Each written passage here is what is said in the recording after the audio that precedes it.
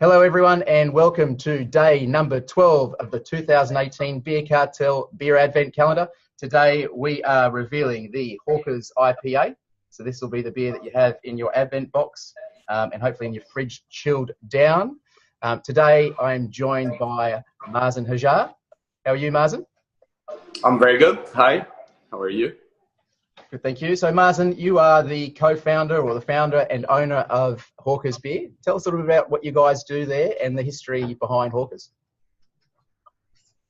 Well, we're just coming up on our 4th birthday, so we're a Melbourne-based brewery, Reservoir, very proudly Reservoir. We started in February 2015. Our first beer was our Pale Ale. Our second beer was our IPA. And the name Hawkers comes from the fact that in a previous life, I started the first craft brewery in the Middle East in 2006. When the Israelis were bombing Hezbollah, I started the brewery in Lebanon. Yeah. And then we ended up exporting to 26 different countries. And when I was in Sydney selling 961 beer, my distributor cracked a joke that I had gone back to my roots and knocking door to door. And I discovered that the original Lebanese immigrants and a lot of the Italians and Greeks were hawkers when they first came to Australia in the 1800s. Right. I remember those. I remember those early days, Mazen, in terms of the 961 beer, because it was a beer that we ranged, and obviously from the region it was from, there wasn't much coming to Australia, so it was interesting to see that beer. And then you also had a previous life in aviation and in finance before starting up the brewery? I have, and prior to that I was even a war photographer. Right. So I don't advise anyone to do that, but yeah, it was very interesting. Fantastic.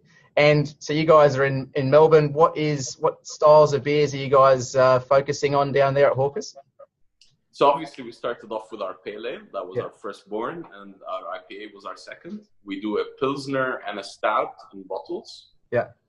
In cans, we do an XPA, a West Coast IPA. We do a lager. And then we've got a little side project called Rover, which I think a lot of people would be familiar with. We do kind of a refreshing session pale IPA called Henty Street Ale. Yeah. At 4.3%. Yeah, fantastic. And you're just undergoing some expansions. I saw stuff on your social media. There's a new slab that's going down outside, maybe for some new tanks or something along those lines. Yeah, well, this is kind of like the 4th, maybe 5th expansion in terms of capacity. But we're calling it Hawkers 3.0. When we started off, we had 4 people working for us, and potentially, if we had worked real hard, we could have pushed out 600,000 liters a year. Yeah. We closed last financial year with 3 million liters of beer a year, and we're about to do another expansion now. It also, for the first 2 years, it was very frustrating for us because we had no capacity to do a lot of the fun stuff that we're doing now. Yeah. So now we've got a little barrel program. We've got about 140, 150 barrels. We're looking to expand that. The problem is always space. Yeah. We also do a bunch of seasonals. Like we did our first kettle sour. It was a collab with Liberty and the Wheatie. Liberty out of New Zealand and the Wheatie out of Adelaide, which was called Framboise à Trois. And so hopefully with more capacity coming online, we'll hopefully be able to do a lot more of that stuff. Cool. And so today, let's talk about the Hawkers IPA. You've got a bottle there. We'll do a Sydney to Melbourne cross video. I'll open mine if you want to do the same. So tell people what they should expect when they open their IPA today. What style of IPA is it, and what should they expect to taste and smell? Well, I mean, IPAs over the years have become this wide, varied range of beers. Cheers. What you're going to get with this specific IPA is a nice deep golden color. It's going to be quite tropical on the nose with a lot of peach, resin, pine, some lychee and passion fruit. coming from Amarillo and Citra. This specific beer is kind of the old school, old guard IPA that is the most widely sold in craft beer in the US. Yep. So commercial early examples would have been Liberty Ale by Anchor Steam and Lagunitas IPA, the early avant-garde IPAs that came out of the US before we started segmenting the category into West Coast and IPA and Root and all this kind of stuff. Yeah, and I quite love it just for the color and the fact that it does have a bit of a malt backbone to it. That's my preference for IPAs. You can get more of your West Coast IPAs, but I find them, for me personally, they kind of lack a little bit of the body that a multi-year IPA does like this. So for me, this is an IPA that's kind of on point, and I certainly hope everyone at home is enjoying it. Thank you. What are the plans for Hawkers over the next couple of years? What can people expect to see? It's kind of difficult to say because we have been playing catch up with where the company's been going. We never expected to be where we are today. So we're considered one of the bigger craft brewers now.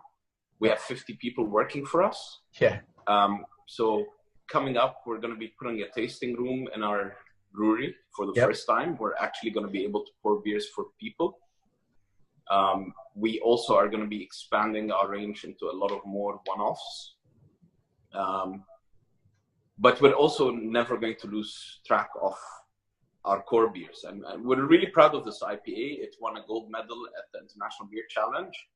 And that got picked up by Marks and Spencer's. So this was sold for a year in 260 Marks and Spencer's in the UK. Congratulations.